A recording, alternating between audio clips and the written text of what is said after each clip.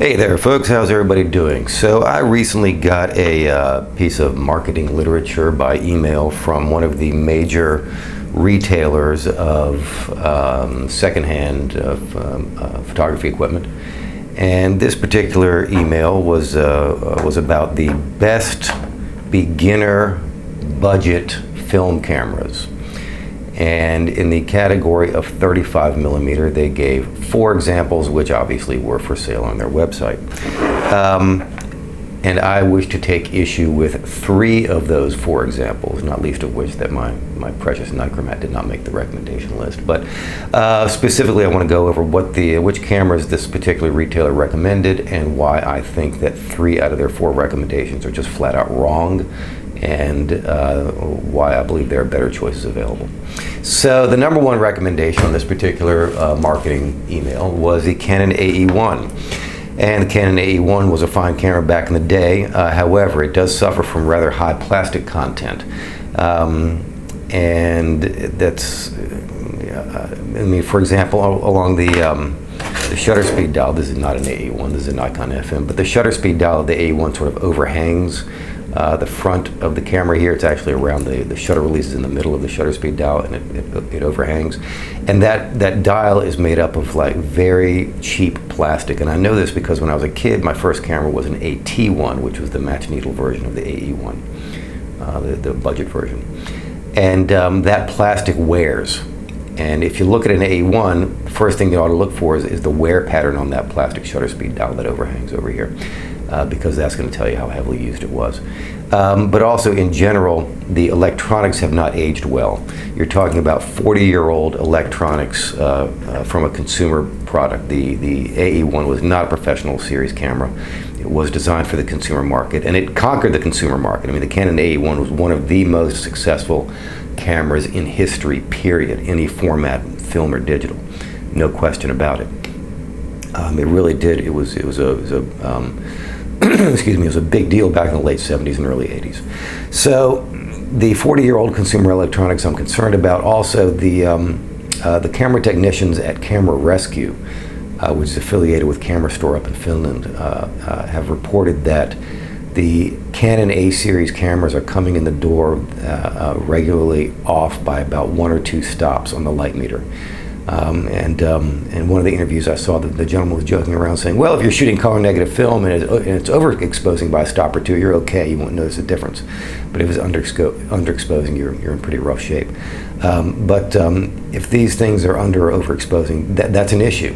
And you don't, I mean, that's, you're buying the electronic shutter and the automatic exposure to get good readings, and if you're not getting good readings, then what's the freaking point? So the better choice, if you're going to go for Canon, and there's very good reasons to go for Canon because a lot of their lenses are available, and they're not expensive, and they're very good lenses for very good prices. So there's very good reasons to get into a Canon 35mm system. My recommendation, the FT or the FTB. These are they're roughly a quarter of the price, a third to a quarter of the price. I don't think that's an exaggeration. I mean, a decent AE1 is going to run you, $150. You can get a good FT or FTB for, well under $50. So a third to a quarter of the price of an AE1. And it's got built like a tank reliability. Back when I used to live in Virginia, the repair tech that I had told me that the FT and the FTBs, or the FTB specifically he was talking about, was one of the most well-built, easy-to-work-on cameras he's ever seen. He absolutely loved them. I went out and bought a second FTB just based on his recommendation. Canon FD system, that was my system back in the day until I converted to Nikon about 10, 15 years ago. But the FT and the FTB was my go-to camera, and I highly, highly recommend it. Much, much more reliable than an AE1 at a much lower price. Invest in an FTB. Find a good tech who can overhaul it. You've got a camera you can use for the rest of your life. You're doing yourself much more good with an FT or an FTB than an AE1, in my opinion. Next recommendation, which I like to take issue with, is the Minolta X700. Now, there's nothing necessarily wrong with the Minolta X700 that back in the day, but nowadays the capacitors are starting to fail on the Minolta X series. And it has capacitor reliability issues. Apparently these can be replaced by technicians, but my My problem is that the X700 is really popular and a little overpriced. A decent X700 is going to run you, $100, $150.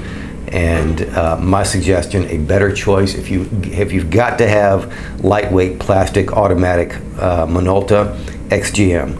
The XGM is almost identical. It's virtually the same camera as the X700. It's the predecessor to the X700, and the X700 didn't really bring that much more to the table, in my opinion. The XGM, I owned one back in the day. It's a nice little camera, plastic, lightweight, auto exposure.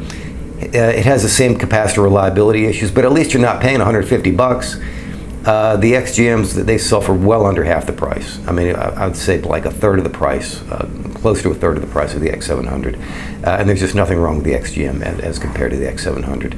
If you're going to invest in a plastic electronic camera from that era, why overpay? You might as well just save some money, because I'm not confident on how reliable these consumer electronics from back in the day are going to be. But nonetheless, why might as well get something for that has the same capabilities for less than half the price.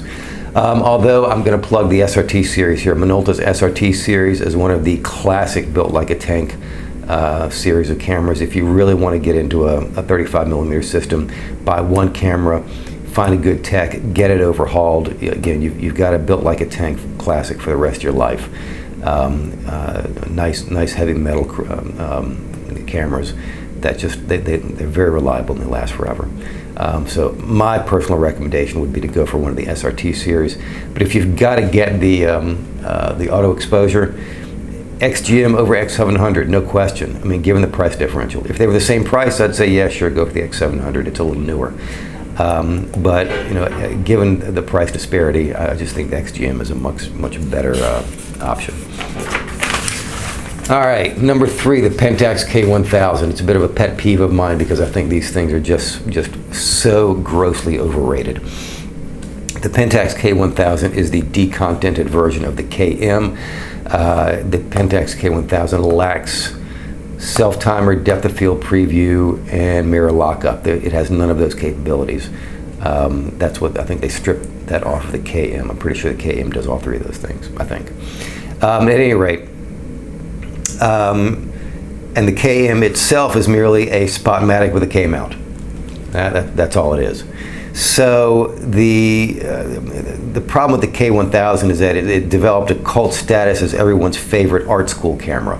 Like everybody from back in the 90s up to the first decade of the century, when you went to art school and you learned photography, they told you to buy a K1000, and so it has like sentimental value to anyone who went to art school back in the 90s.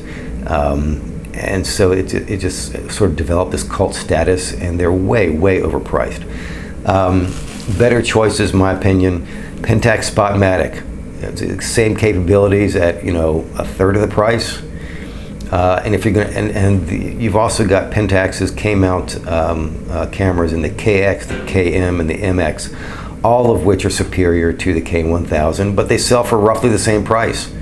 Except I think maybe the KX, yeah, I think the MX might be a little pricey. But heck, if you're going to spend 150 bucks for a 35mm, yeah, sure. Look for the premium models, not for the budget. Why spend that kind of money on what was a budget camera sold at Kmart?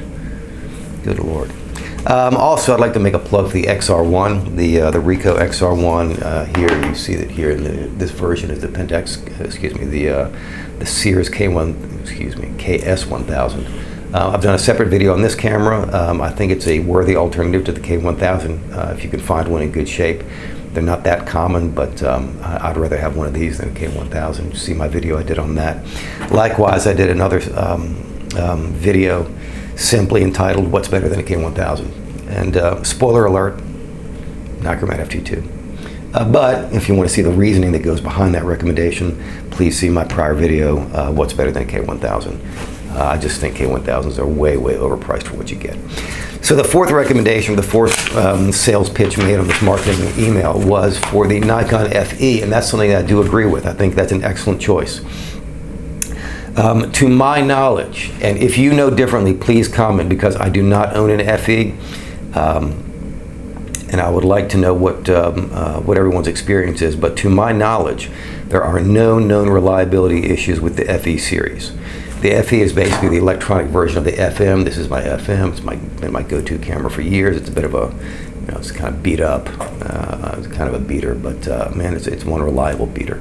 So the FM is almost identical. The only difference is externally you see the ISO setting around the rewind crank here, as opposed to internal to the film speed selector here, or excuse me, the shutter speed selector here. But other than that, they look almost identical. And to my knowledge, if you're going to buy an electronic shutter 35mm camera from back in the day, I think the FE series is probably your top series. I really do. And granted, a good one's going to run you $150, but I really think it's worth it. I do think it's worth it, what you pay. Unless there have been reliability issues with the FE series, but to my knowledge, I don't think so. I think Nikon built these things well, and they've held up. However, having said that, I would like to make a pitch for something I've been saying for a while now: save money with a nichromat-based pre-AI system. The FE is an excellent choice, but if you don't need automatic, if you don't need the automatic shutter, and you're on a budget, again, the marketing email I got said best budget beginner cameras. It wasn't just best beginner cameras. It was the best budget beginner cameras. So they weren't recommending, say, the F3, but they dropped down to the FE. But again, if budget is a big concern for you, save money with a nichromat-based pre-AI system. Highly recommend it. You're going to spend, half as much for your camera, and you'll get a good 20% discount on your lenses if you're buying an unmodified pre-AI. So have a look at that. Okay, so I just wanted to give my 2 cents worth. When you get these marketing emails from companies that sell stuff, I mean, they're self-interested. They're trying to upsell you, obviously, for something that's a little more expensive, a little more than you need. And I'm not faulting them for that. That's just the way business works. And whenever you get a marketing email, you should, everyone understands that. But not everyone who got that email has the, well, I was going to say has my knowledge, but perhaps I should say is as stubbornly opinionated as I am. But I have been shooting film cameras for a good, long time, longer than I care to admit. And I do know a little bit about the subject. I've been a 35mm SLR collector for a number of years now. So I just thought I'd share my 2 cents worth. I hope this was useful. Hope you did find this useful and productive and amusing or entertaining. And if so, please do like and subscribe, and check out the links down below. And I'll see you next time. Thank you so much. Bye-bye.